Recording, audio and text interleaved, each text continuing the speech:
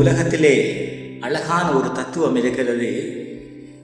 நீங்கள் எதை உங்கள் ஆழ் மனதில் தேடிக்கொண்டிருக்கிறீர்களோ அதுவும் உங்களை தேடிக்கொண்டே இருக்கின்றது என்று சொல்லி இயேசு கிறிஸ்துவுக்குள்ளே எனக்கு அருமையான சகோதர சகோதரிகளே, தவக்காலத்தின் 2வது வாரம் திங்கட்கிழமையிலே நாங்கள் பயணம் செய்து கொண்டிருக்கின்றோம்.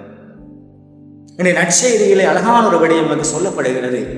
நீங்கள் எந்த அளவையால் அளக்கிறீர்களோ அதே அளவையால் உங்களுக்கு அளக்கப்படும் என்று சொல்லி நான் சொல்லிய தத்துவத்தை போல நீங்கள் எதை தேடிக்கொண்டிருக்கிறீர்களோ அவையும் உங்களை தேடிக்கொண்டே இருக்கின்றது என்று சொல்லி இன்று நம்முடைய குடும்பங்களிலும் சரி, நம்முடைய சமுதாயத்திலும் சரி, குழப்பங்களும் பிரச்சனைகளும் வருவதற்கு காரணம் என்ன என்று பார்க்கின்ற வேளையிலே, எனக்கு மற்றவர்கள் நல்லவற்றை செய்ய வேண்டும், அன்பு செய்ய வேண்டும், ஏற்றுக்கொள்ள வேண்டும், மன்னிப்பு கொடுக்க வேண்டும் என்று சொல்லி நாங்கள் நல்ல விடயங்களை எதிர்பார்க்கின்றோம்.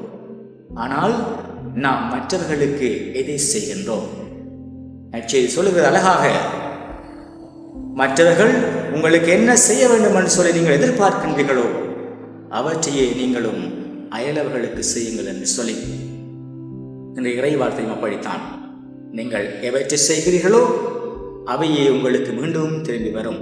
நல்ல விடயங்களை செய்கின்ற வேளைகளே, நல்ல விடயங்களை எதிர்பார்க்கின்ற வேளைகளே உங்களுக்கு அதே விடயங்களும் உங்களை சூழ்ந்து வரும். ஆகவே சிந்திப்போம். உங்களுடைய வாழ்க்கையிலே மற்றவர்களுக்கு நல்லவற்றை செய்ய, அன்பினை காட்ட, மன்னிப்பை கொடுக்க, ஏற்றுக்கொள்ள சிறப்பாக தவ காலத்திலே முயற்சிப்போம். நாம் எந்த அளவையால் அளக்கின்றோமோ அதே அளவையால் எமக்கும் அழைக்கப்படும்.